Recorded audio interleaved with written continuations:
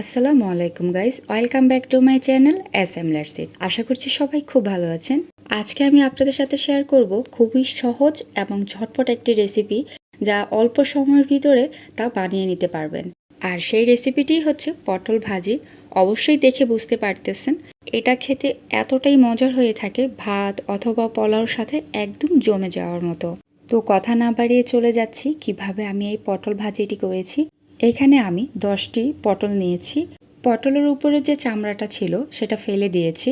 একটি পটলকে আমি 2 ভাগ করে নিয়েছি, আর উপরে একটু আলতোভাবে ছিঁড়ে নিয়েছি। বেশি একটা ছেঁড়া যাবে না, তাহলে কিন্তু ভেঙে যাওয়ার সম্ভাবনা থাকে।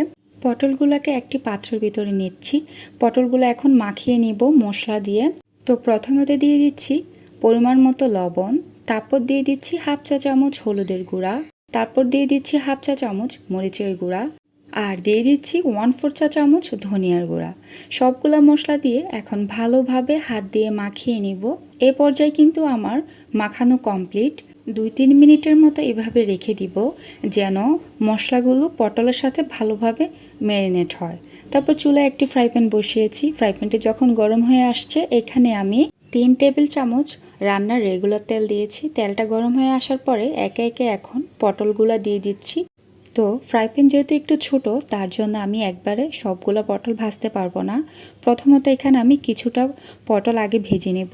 এই মুহূর্তে চুলার আঁচটা মিডিয়াম আঁচে রেখে পটলটাকে ভেজে নিয়েছি। তো আমার এই পাশটা কিন্তু ভাজা হয়ে গেছে, আমি পটলটা উল্টিয়ে নিচ্ছি। তো এভাবে করে অপর পাশটাও 3 থেকে 4 মিনিটের মতো ভেজে নেব। পটলের দুপাশটা কিন্তু ভাজা কমপ্লিট। এখন আমি পটলটাকে আবারও একটু উপর করে দিব, যেন ভালোভাবে বুকের পাশটাও একটু ভাজা হয়। 1 থেকে 2 মিনিটের মতো বুকের পাশটা রেখে এখন আমি পটলগুলোকে উঠিয়ে নিব। তো পটলটা কিন্তু বেশি একটা ভাজবো না, 70 ভাগ ভাজা হয়ে গেলেই পটলটাকে তুলে নিব। বাকিটা পেঁয়াজের সাথেই ভেজে নিব। তো এইভাবে করে বাকি পটলগুলোও কিন্তু আমি ভেজে নিয়েছি। এখানে এখন আমি পেঁয়াজের যে ম্যারিনেটটা এটা আগে করে নিব। 1 কাপ পরিমাণ পেঁয়াজ নিয়েছি। তারপর দিয়ে দিচ্ছি 1/4 চা চামচ লবণ, 1/4 চা চামচ হলুদের গুঁড়া, 1/4 চা চামচ মরিচের গুঁড়া, 1/4 চা চামচ জিরা গুঁড়া, 1/4 চা চামচ ধনিয়ার গুঁড়া।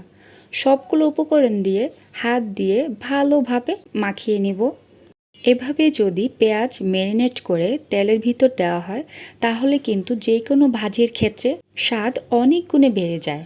পেঁয়াজটা কিন্তু মাখানো কমপ্লিট। আমি এটাকে একপাশে রেখে যেই হাঁড়িতে আমি পটলটা ভেজে নিয়েছি, সেম হাঁড়িতে এখন আমি 3 টেবিল চামচ রান্নার রেগুলার তেল আবারও দিয়ে দিছি। তেলটা গরমে আসছে, এখন আমি এখানে পেঁয়াজের যেই মাখাটা সেটা এখানে দিয়ে দিলাম।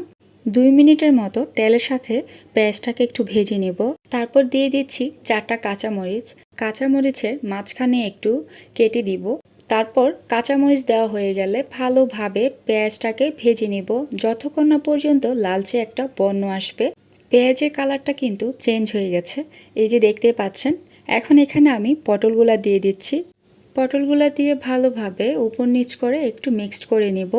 মিক্সড করা হয়ে গেলে এখানে আমি 4 থেকে 5 মিনিটের জন্য ঢাকনা দিয়ে রাখবো, তবে চুলার আঁচটা মিডিয়াম আঁচে রেখে দিব।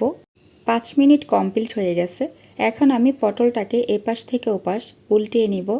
পটলটা কিন্তু একদম হয়ে গেছে, দেখতেই পাচ্ছেন কালারটাও কিন্তু অনেকটা চেঞ্জ হয়ে আসছে। আর এই পটল ভাজাটা আসলেই খেতে কিন্তু অসম্ভব মজার হয়ে থাকে। বাসায় একবার ট্রাই করে দেখবেন যদি না খেয়ে থাকেন। তো আশা করছি আপনাদের কাছে আজকে আমার এই ভিডিওটি ভালো লেগেছে আর ভালো লাগবে। আর যদি ভিডিওটি ভালো লেগে থাকে অবশ্যই শেয়ার সাবস্ক্রাইব করে আমার সাথে থাকবেন। আজকে এই পর্যন্তই, সবাই ভালো থাকবেন। আল্লাহ হাফেজ।